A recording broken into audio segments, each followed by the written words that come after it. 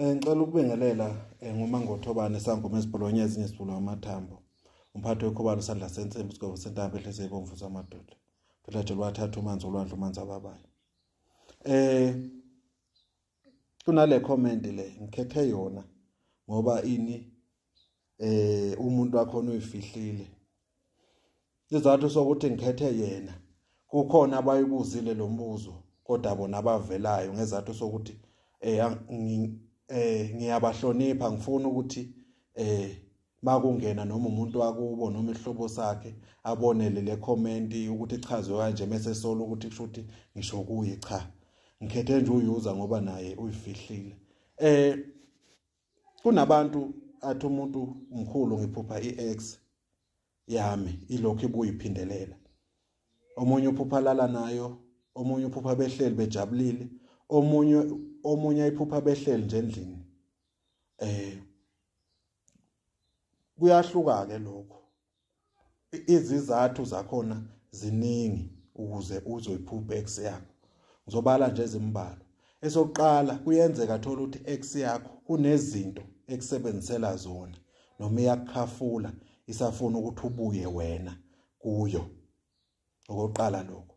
Okwesibili kuyenzeka thola ukuthi nina ngalesikhathi umuntu nomuntu manilala imoya yeni iyahlangana. Ngalesikhathi manilele imoya yeni iyahlangana. Yikho uzothola ukuthi ke wena unesilwane molala nomuntu naye mase banaso.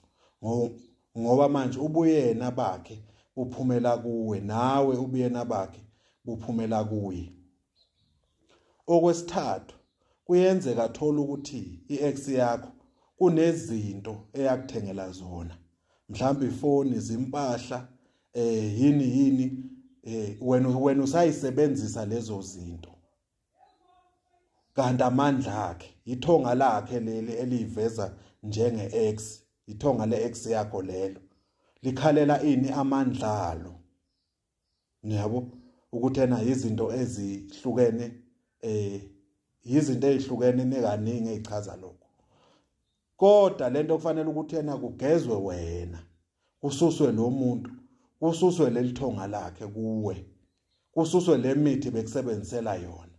Ukuze wena ukwazi ukuphila ngoba mawusamphupha kunzima ukuthola omunye umuntu ozohlala kuwe. Ngoba uzothi mawuthola umuntu ahambe.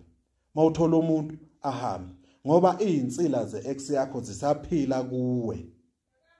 Yabo, yikho ngithi kubalekile ukuthi mawusuhlukene nomuntu mawusubona ukuthi wena lokhu umphuphile, thola umelaphi. Thola noma umthandazi, thola noma ubani oyaziyo lento. Azokugeza, kudilike lezinsila zalo muntu. Kudilike lelithonga lalo muntu. Uqhubeke nempilo ngoba baningi abantu ababanjwe lezo zinto. Kokunye uzothola ukuthi lethonga lakhe lihliphiza inhlahla yakho noma lihliphiza konke wena okuzamayo okuhle. Ngezathu sokuthi likhalela izinto zengane yalo noma lo muntu ukuvalile empilweni wathi lo muntu angaphumeleli. Mayithola indoda kuvuke lesilwana sifaka kuwe. Yena omunye uzothola ukuthi yena wayecupha noma wayethi usethola umakoti kanti wena usazohamba nawe usazohamba. Manje lento izohamba iphinde ivuke kuwe ledliso. Idliso la ngaphansi noma idliso la ngaphezulu uthola ukuthi walenza. Kungaba umfana noma kungaba intombazana. Lento iyenzeka. Yikho ke ngithi kokubalekile ukuthi wena uhambe uyogezwa. Ngalesikhathi usugeziwe kugezwe nalelithonga kuwe. Bese uyakwazi ukuphila impilo eyaphambili. Kukhona ke lokho ukuthi ke bethi abanye hayi uphupha ubaba wengane noma uphupha umama wengane. Vele mawuphupha umama wengane noma ubaba wengane vele nina ninomphefumulo ophilayo ozalwe yinini. Vele lokho ke kungenzeka. Kodwa nje mathola ukuthi ena kwesinye isikhathi naye noma umphupha lo mama wengane noma lo baba wengane. Abanye kunezinto ezithiza abayisebenzisayo.